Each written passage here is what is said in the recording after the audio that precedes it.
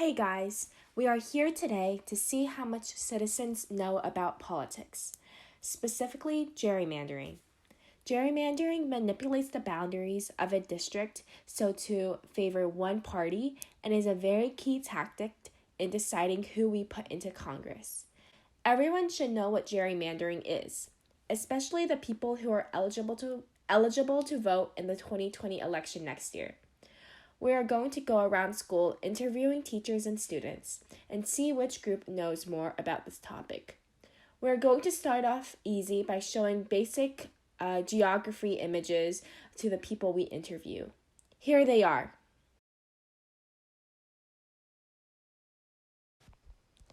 This is North Carolina, specifically during Shaw v. Reno. Here is a little bit more about the case. Because there were changes in the 1990 census, North Carolina reorganized their districts. There was only one district in North Carolina that had a black majority, which is called a majority-minority district.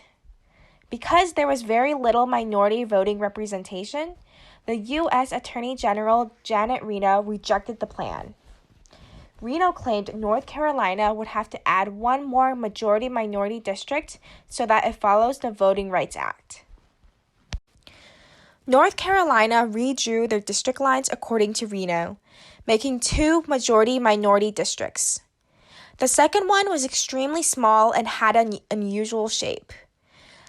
It followed a highway along the entire state of North Carolina for about 165 miles.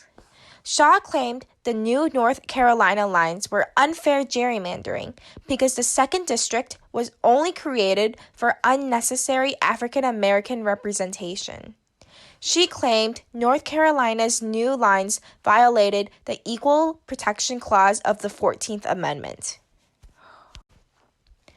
Others argued the 2nd majority-minority district in North Carolina was unconstitutional because North Carolina only included the 2nd majority-minority district for the sake of more black representation.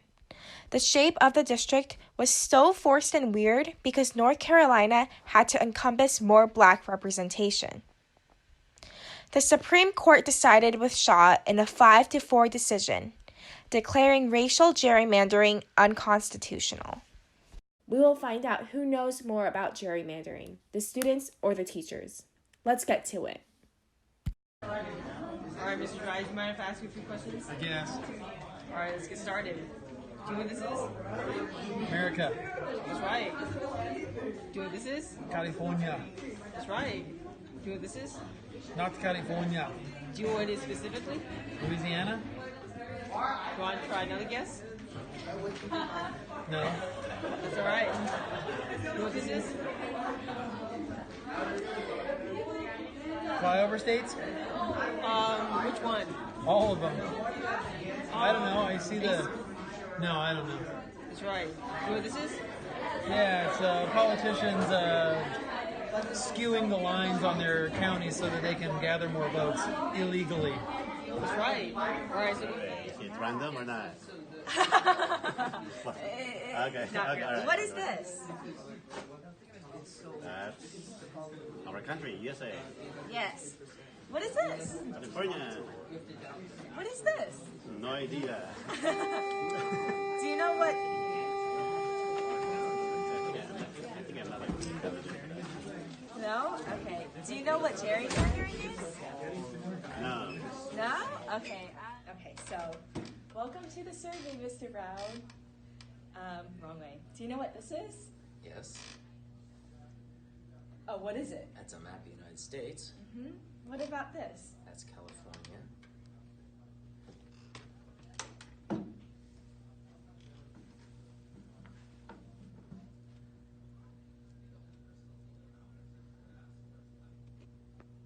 Is that our current district, that the district we're in, San Jose District? Yeah, the 19th Congressional District in California. What about this one? God. Maybe in larger context. Is that our Senate district, maybe? No, Senate's not done by district. That's just 2 for the whole state. Yeah. So I don't know what that one is. Okay, I'll give you the answers later. Do you know what gerrymandering Sure is? do. What is it? It's the whole reason we have our current federal government that we have and the president that we have. Gerrymander is actually named after, so it's actually a portmanteau. It's a blending of words between, the last name was might gerrymander been first name or last name, but mandering is then after the salamander. So the idea is that you would manipulate the people who are in power at the time after the census could then have the right to create the districts. And this person is Jerry somebody, or Jerry might have been the last name, was the first person to do it. Basically went through and set up the boundaries in such a way to favor voters to get the election results, or more likely to get the election results that they were desiring. So you'd have these really small little skinny areas and flare out, so you could have, and it's actually, if I remember right, it was originally done predominantly for race, but it can be done for, if you know the area is predominantly Democratic versus Republican, you can actually take it, and so that you can, instead of having 3 districts that are 2/3 Democratic, you can actually create it so you have 1 that is predominantly Republican and then 2 that are Democratic to have a better chance of getting the Republicans vote in that one area. Yeah, so... All right, hi, Ms. Keene. We're going to ask you a few questions. Do you know what this is? That's a map of the United States. All right. Do you know what this is? That's a visual image of California. That's right. Do you know what this is? That looks like some county. It's probably our own county. I see. You know what this is?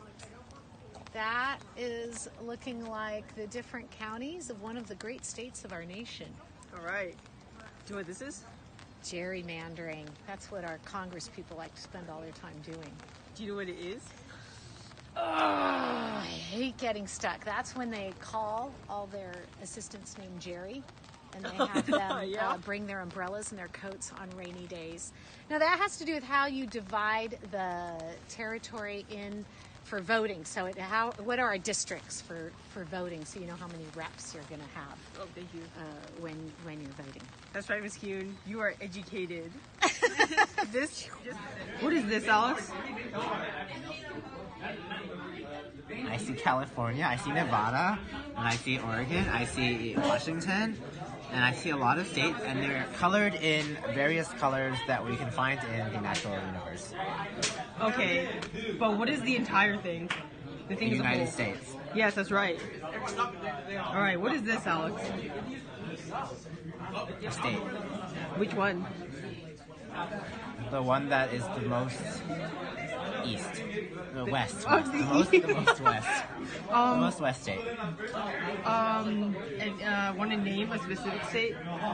A specific state I can name is Oregon.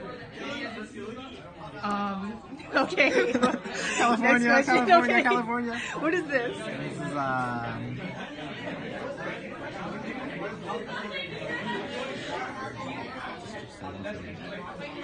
This is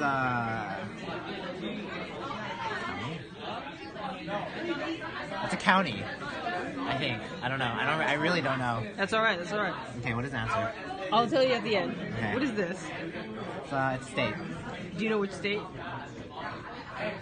No. Do you want to guess? Sure. It's on the east. Yes. It's on the bottom. Sure. North Carolina. Oh, hey. Nice, nice. There's one more. What is this? I'm sorry, Miss Mitchell, but I don't remember. I'm pretty sure you taught us this, but I don't remember. It's all right. It's all right. Gerrymandering? Do you want me to tell you, or do you want to guess? No, I don't want to know. You don't want to know? No, I don't want to know. What if I tell you? Hello, this is Chrissy. Chrissy, welcome to the interview. Thank you. Chrissy, what is this? USA. What about this? California. What about this? Whoa, that's an interesting question. Denver? No, not Denver. I'll give you the answers later. What about this?